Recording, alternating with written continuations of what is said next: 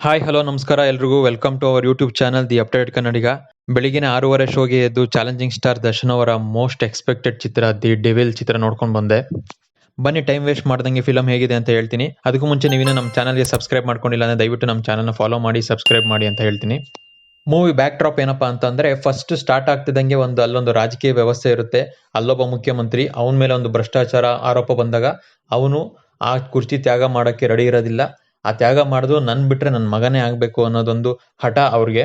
ಆ ಮಗನದ್ದು ಡೆವಿಲ್ ವ್ಯಕ್ತಿತ್ವ, ಅವನು ರಾಜಕೀಯಕ್ಕೆ ಸೂಟಬಲ್ಲ ಇಲ್ವಾ ಅನ್ನೋದೊಂದು ಪ್ರಶ್ನೆ ಮೂಡುತ್ತೆ. ಈ ಮುಖ್ಯಮಂತ್ರಿಗೆ ಒಬ್ಬ ಚಾಣಾಕ್ಷ ಅಡ್ವೈಸರ್.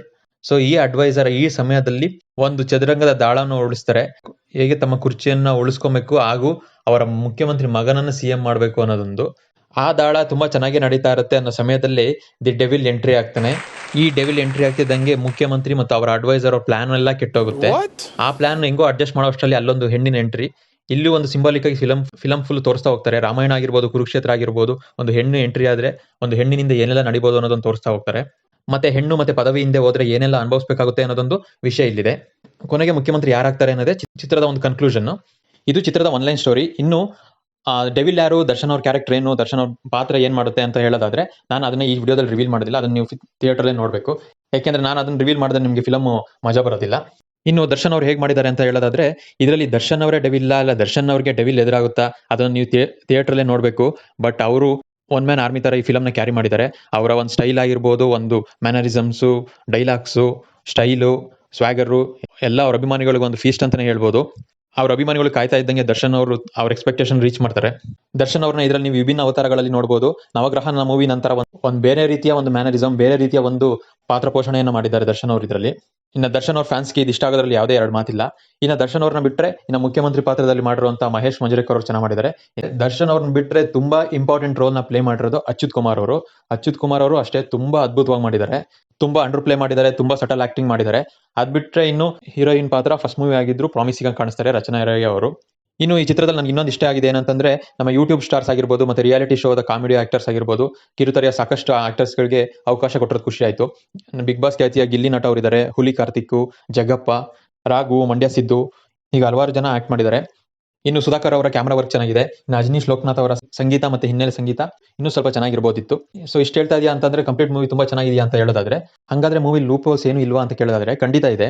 ಸ್ಟೋರಿ ವಿಷಯಕ್ಕೆ ಬಂದ್ರೆ, it's not a full story based movie, it's a screen play based movie. ಇದೇನು ಒಂದು ಫ್ರೆಶ್ ಸ್ಟೋರಿ ಅಂತ ನಾನು ಹೇಳೋದಿಲ್ಲ. ಸ್ಕ್ರೀನ್ ಪ್ಲೇ ಮೇಲೆ ಡಿಪೆಂಡ್ ಹಾಕೊಂಡು ಅದನ್ನ ತುಂಬಾ ಚೆನ್ನಾಗಿ ಕ್ಯಾರಿ ಮಾಡಿದ್ದಾರೆ ಡೈರೆಕ್ಟರ್ ಪ್ರಕಾಶ್ ಅವರು. ಕೆಲವೊಂದು ಫೋರ್ಸ್ಫುಲ್ ಸೀನ್ಸ್ ಕೂಡ ಇದಾವೆ, ಅದು ಅಷ್ಟೊಂದು ಬೇಕಾಗಿರಲ್ಲ ಅನ್ಸುತ್ತೆ. ಕೆಲವೊಂದ್ ಕಡೆ ಮೂವಿ ಸ್ವಲ್ಪ ಸ್ಲೋ ಅನ್ಸುತ್ತೆ. ಮತ್ತೆ ಎಡಿಟಿಂಗ್ ಕೂಡ ಇನ್ನೂ ಸ್ವಲ್ಪ ಚೆನ್ನಾಗಿ ಮಾಡಬಹುದಿತ್ತು ಅಂತ ಹೇಳಿಸುತ್ತೆ. ಕೆಲವೊಂದು ದೃಶ್ಯಗಳು ಆಬ್ವಿಯಸ್ಲಿ ಒಂದು ಸಿನಿಮಾಟಿಕ್ ಒಂದು ಕಲ್ಪನೆಗೆ ಮೀರಿದಂತೆ ಕೆಲವೊಂದು ಫೈಟಿಂಗ್ಸ್ ಎಲ್ಲ ಇದಾವೆ. ಬಟ್ ಅದು ನಾವು ಮೂವಿ ಆಗಿರೋದ್ರಿಂದ ಅಕ್ಸೆಪ್ಟ್ ಮಾಡ್ಕೊಳ್ಳೇಬೇಕು. ಅದು ಕೂಡ ಒಂದು ಮೂವಿ ಆಗಿ ನೋಡಿದ್ರೆ ಓಕೆ ಅಂತ ಅನ್ಸುತ್ತೆ. ಸೊ ಓವರ್ ಆಲ್ ನೀವು 2011 ಸಾರಥಿಯಲ್ಲಿ ಕಂಬ್ಯಾಕ್ ಮಾಡಿದ್ರ ದರ್ಶನ್ ಅವರು, ಅದೇ ತರ ಇದನ್ನು ಕಂಬ್ಯಾಕ್ ಅಂತ ಕೇಳಿದ್ರೆ ನಾನು ಅಷ್ಟ್ರ ಮಟ್ಟಿಗೆ ಇಲ್ಲ ಅಂತ ಹೇಳ್ತೀನಿ. ಇದು ಈ ಮೂವಿ ಖಂಡಿತ ದರ್ಶನ್ ಅವರಿಗೆ, ದರ್ಶನ್ ಅಭಿಮಾನಿಗಳಿಗೆ ಒಂದು ಒಳ್ಳೆ ಕಂಬ್ಯಾಕು. ದರ್ಶನ್ ಅಭಿಮಾನಿಗಳಿಗೂ ಒಂದು ತುಂಬಾ ಇಷ್ಟ ಆಗುವಂತ ಮೂವಿನೇ. ಯಾಕೆಂದ್ರೆ ಆ ರೀತಿ ಆಕ್ಟ್ ಮಾಡಿದ್ದಾರೆ ದರ್ಶನ್ ಅವರು. ಇದರಲ್ಲೇ ಒಂದು ತೋರಿಸಿದೆ ದರ್ಶನ್ ಅವ್ರನ್ನ ಮತ್ತೆ ದರ್ಶನ್ ಅಭಿಮಾನಿಗಳನ್ನ ನೀವು ಜಾಸ್ತಿ ದಿನ ಸ್ಕ್ರೀನ್ ಇಂದ ನೀವು ದೂರ ಇಡೋದಕ್ಕಾಗೋದಿಲ್ಲ. ಬಟ್ ಸಾರಥಿಯವಷ್ಟು ಒಂದು ಓವರ್ ಆಲ್ ಫುಲ್ ಫ್ಯಾಮಿಲಿ ಕುತ್ಕೊಂಡು ನೋಡಿ ಎಂಜಾಯ್ ಮಾಡುವಂತ ಅಷ್ಟು ಲೆವೆಲ್ ಇಲ್ಲ. But okay, it's a good movie. ಪಕ್ಕಾ ಪೈಸಾ ವಸೂಲ್ ಮೂವಿ. ಒಂದ್ಸಲಿ ನೋಡೋದಕ್ಕೆ ಏನು ಮೋಸ ಇಲ್ಲ. ದರ್ಶನ್ ಅಭಿಮಾನಿಗಳಿಗಂತೂ ಬೇಕಾದ್ರೆ 2-3 ಸಲ ನೋಡೋಕ್ಕೂ ಏನು ತೊಂದರೆ ಇಲ್ಲ. ನಾನು ಒಬ್ಬ ಅಭಿಮಾನಿಯಾಗಿ ಹೇಳೋದಾದ್ರೆ ನನಗಂತೂ ಮೂವಿ ನೋಡಿದೆ, ಮಜಾ ಕೊಡ್ತು, ಚೆನ್ನಾಗಿತ್ತು ಅಂತ ಅನಿಸ್ತು. ಇಯರ್ ಎಂಡಿಗೆ ಒಂದೊಳ್ಳೆ ಕಮರ್ಷಿಯಲ್ ಮೂವಿ. ನಿಮ್ಗೆ ಏನಾದ್ರು ನನ್ನ ರಿವ್ಯೂಗಿಂತ ಬೇರೆ ಅನಿಸ್ತದೆ ದಯವಿಟ್ಟು ಕಮೆಂಟ್ ಮಾಡಿ. ಸೊ ಇದಾಗಿತ್ತು ನನ್ನ ರಿವ್ಯೂ. ಎಲ್ಲರೂ ಚಿತ್ರಮಂದಿರಕ್ಕೆ ಹೋಗಿ ಈ ಚಿತ್ರನ ಯಶಸ್ವಿಗೊಳಿಸಿ ಅಂತ ಕೇಳ್ಕೊಂತೀನಿ. ಈ ವಿಡಿಯೋ ಇಷ್ಟ ಆಗಿದೆ ದಯವಿಟ್ಟು ನಮ್ಮ ಚಾನಲ್ನ ಲೈಕ್ ಮಾಡಿ, ಶೇರ್ ಮಾಡಿ, ಕಮೆಂಟ್ ಮಾಡಿ ಹಾಗೂ ಸಬ್ಸ್ಕ್ರೈಬ್ ಮಾಡಿ. ನಮ್ಮ ಚಾನಲ್ ಇನ್ಸ್ಟಾಗ್ರಾಮಲ್ಲಿ ಕೂಡ ಇದೆ, ಅದ್ರ ಲಿಂಕು ಡಿಸ್ಕ್ರಿಪ್ಷನ್ ಹಾಕಿದ್ದೀನಿ. ಮತ್ತೆ ಫೇಸ್ಬುಕ್ ಲಿಂಕು ಡಿಸ್ಕ್ರಿಪ್ಷನ್ ಹಾಕಿದ್ದೀನಿ. ದಯವಿಟ್ಟು ಅಲ್ಲೂ ಹೋಗಿ ಫಾಲೋ ಮಾಡಿ ಅಂತ ಕೇಳ್ತಾ ಇದ್ದೀನಿ. ಸೊ ಮತ್ತೆ ಮುಂದಿನ ವಿಡಿಯೋದಲ್ಲಿ ಸಿಗ್ತೀನಿ. ಅಲ್ಲಿವರೆಗೂ love you all, take care, bye by.